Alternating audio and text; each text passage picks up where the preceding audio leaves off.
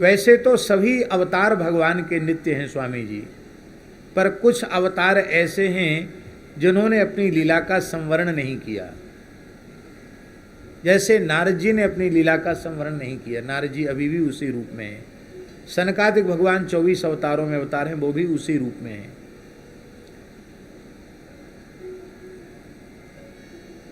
व्यास जी महाराज 24 अवतारों में एक अवतार हैं, वो भी उसी रूप में हैं। दत्तात्रेय भगवान वो भी आज भी उसी रूप में है। दत्तात्रेय भगवान ने अपनी लीला का संवरण नहीं किया, आज भी दत्तात्रेय भगवान। श्री परशुराम भगवान आज भी उसी स्वरूप से, जिस स्वरूप से वो प्रकट हुए थे, आज भी उसी स्वरूप से भगवान परशुराम विराजमान है। दत्तात्रेय भगवान को कल्प गुरु कहा जाता है। इस कल्प के गुरु हैं दत्तात्रेय भगवान। और दत्त भगवान के आगे शब्द लगा है गुरु दत्तात्रेय। क्या लगा? गुरु शब्द का अर्थ ही दत्त होता है। गुरु माने अत्रि और अनुसुईया के द्वारा भगवान दत्तात्रेय का प्रादुर्भाव होता है। अत्रि उनके पिता हैं, महर्षि अत्रि, और महासती अनुसुईया उनकी माता है। अत्रि किसको कहते हैं? अत्रि किसको कहते हैं? अत्रि माने होता है जिसमें त्रिगुण नहीं है। अ माने नहीं, त्रि माने त्रिगुण। गुणातीत पुरुष को अत्रि कहते हैं। गुणातीत पुरुष को क्या कहते हैं? अत्रि। वो गुणातीत पुरुष की वृत्ति कैसी होती है? गुणातीत पुरुष की वृत्ति होती है अनुसूया। असूया वृत्ति उसमें नहीं होती है। असूया किसको कहते हैं? गुणों में दोष को देखना, ये असूया है। जो अनसूया वृत्ति से युक्त पुरुष हैं, जो गुणातीत व्यक्ति हैं, उनको कहीं गुण दोष नहीं दिखता, उनको सर्वत्र भगवान दिखते हैं। तो गुणातीत पुरुष का संयोग जब अनसूया वृत्ति से होता है तो भगवान प्रकट होते हैं, और उन भगवान का नाम है दत्त। दत्त माने भगवान ने कहा मैंने अपने आप को दे दिया, और अत्रि शब्द से ढक प्रत्यय हो करके आत्रेय शब्द बनता है। किति च से आद्यच की वृद्धि हो करके आत्रेय बनता है। माने अत्रि के पुत्र आत्रेय। तो दत्त और आत्रेय मिलाकर हुआ दत्तात्रेय। आप लोग कहेंगे दत्तात्रेय गुरु कैसे हो गए? क्योंकि उनको चेला बनना आ गया। बोलो वृंदावन बिहारी लाल की। बड़ी दुर्भाग्य की बात है, चेला बनने के लिए कोई राजी नहीं है, सब गुरु बनने के लिए राजी है। एक भोला भाला आदमी मठ में गया। कोई बुरा मत मानना, जाट कोई बैठे हों तो बुरा नहीं मानना। जाट जो होते हैं, कृषक होते हैं, प्रायः खेती किसानी करने वाले भोले होते हैं।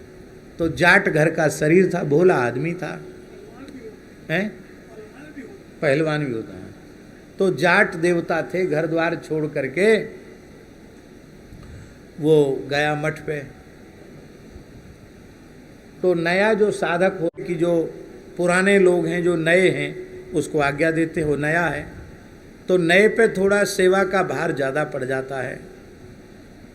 तो वो बेचारा सोचता तो यही था कि मठ में जाएंगे तो कुछ करना नहीं पड़ेगा, मुफ्त में खाने को मिलेगा। और वहाँ तो महाराज सवेरे से झाड़ू लगाओ, गैया का गोबर उठाओ, गैया की धार काढ़ो, न्यार बनाओ, सानी बनाओ, फिर बर्तन मांजो। अरे राम राम, बैठने ही नहीं देते हैं। तो उसने कहा भाई ये क्या बात है? बोले भाई तुम जो क्या सीनियर जूनियर क्या कहते हैं? जूनियर माने नया है और सीनियर माने पुराना। तो उन्होंने कहा, गुरु भाइयों ने समझाया कि अभी तुम सीनियर जूनियर हो तो तुमको तो अभी करना पड़ेगा। देखो हम लोग भी तो कोई ना कोई सेवा करते ही हैं। तुम अभी नए आए हो तो तुमको थोड़ा ज़्यादा हम लोग भी काम बता देते हैं। तो वो भोला आदमी था, उसने कहा कि वो जो बैठे हैं गद्दी पर वो तो कुछ नहीं करते हैं। आप कहते जो यहाँ रहता सबको कुछ ना कुछ करना पड़ता है, और वो जो गद्दी पर बैठे वो तो कुछ नहीं करते हैं, खाली जबान चलाते हैं। अरे ऐसे नहीं बोलते हैं। क्या बोलते हो? वो हम सबके गुरु महाराज हैं। अच्छा, तो जो गुरु महाराज बन जाता उसको कुछ नहीं करना पड़ता? नहीं, वो तो गुरु तो आज्ञा देता, आदेश देता, चेले सब काम करते हैं। तो वह बोला, महाराज हम चेला बनने आए थे, अब हमको चेला नहीं बनना, अब तो हमको गुरु ही बना लो। बोलो भक्तवत्सल भगवान की। अरे मूर्ख, ऐसे गुरु नहीं बनते, पहले चेला बनना पड़ता है, बाद में गुरु बन। बोलो भक्तवत्सल भगवान की। शिष्यता हमारे जीवन में आए बिना, ये तो हमने हंसी में बोल दिया, हमारे जीवन में शिष्यता आए बिना गुरुत्व नहीं आएगा। पहले शिष्यता आ जाए, फिर गुरुत्व अपने आप आ जाएगा।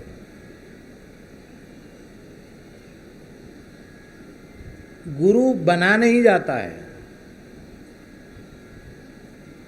जो गुरु बनते हैं उनकी क्या दशा होती है। गुरु बने घर घर में डोले, नाम धनी को बेचें। गुरु बने घर घर में डोले, नाम धनी को बेचें। परमार्थ सपने नहीं जाने, परमार्थ सपने नहीं जाने। पैसन ही कूखें,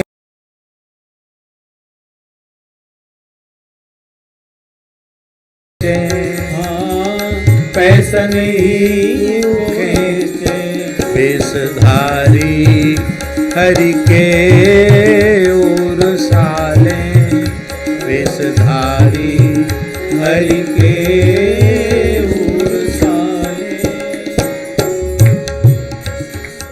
ये जो 24 गुरुओं का उपाख्यान दत्तात्रेय भगवान का है, इसमें एक भी गुरु ऐसा नहीं है जिसने दत्तात्रेय जी को बुलाकर उपदेश दिया हो। स्वयं ही अपनी निर्मल बुद्धि से दत्तात्रेय जी ने इन 24 गुरुओं से शिक्षा प्राप्त कर ली। ध्यान में आई बात? नहीं आई? शिष्यता होगी तो गुरुदेव को एक वाक्य का भी उपदेश करने की आवश्यकता नहीं है। हम लोग रोज बोलते हैं पर विचार नहीं करते हैं। अखंड मंडलाकारं व्याप्तं येन चराचरं, तत्पदं दर्शितं येन तस्मै श्री गुरवे नमः। जब व्याप्तम येन चराचरम, तो जहां कहीं से भी उत्तम उपदेश हमें मिल रहा है, वहां भगवत तत्व, गुरु तत्व ही हमें उपदेश दे रहा है। इसलिए सच्चे जो शिष्य होते हैं उनको कभी गुरु का वियोग नहीं होता है। गुरु मरे और चेला रोया, कहे कबीर दोनों ने खोया। गुरु मरे और चेला रोया तो कहे कबीर दोनों ने खोया। गुरु उसे तत्व बोध नहीं करा सके। हाँ, वियोग होता है, वो इस बात का वियोग होता है कि हमें प्रत्यक्ष जो भगवत भागवत चरित्र सुनने को मिल रहे थे, अब सत्संग नहीं मिलेगा। बाकी गुरु तत्व तो व्यापक है और व्यापक तत्व का कभी अभाव होता नहीं। इस सिद्धांत को जो समझ गया है वो शिष्य है, और इस भाव में जो प्रतिष्ठित है वो शिष्य है। फिर उसके लिए संपूर्ण जगत ही गुरु है।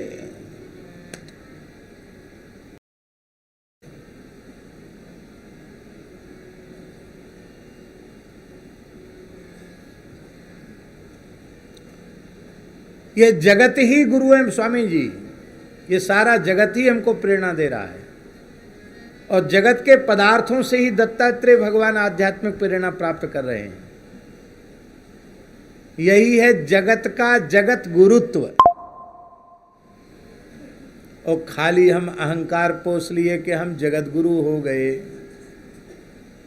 तो जगत गुरु की परिभाषा क्या है?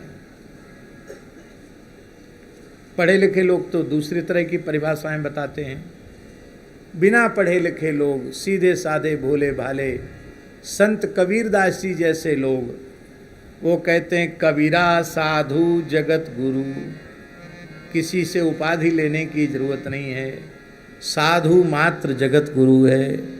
कबीरा साधु जगत गुरु कब? जो तजे जगत की आस।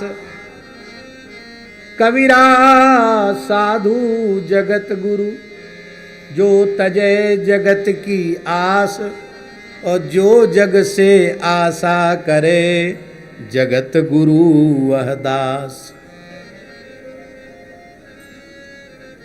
अब अपनी छाती पर हाथ धर के अपने आप से पूछ लो कि तुम जगत गुरु हो कि दास हो, जगत के दास हो। आशा एक राम जी से दूजी आशा छोड़ दे, और नाता एक राम जी से दूजा नाता।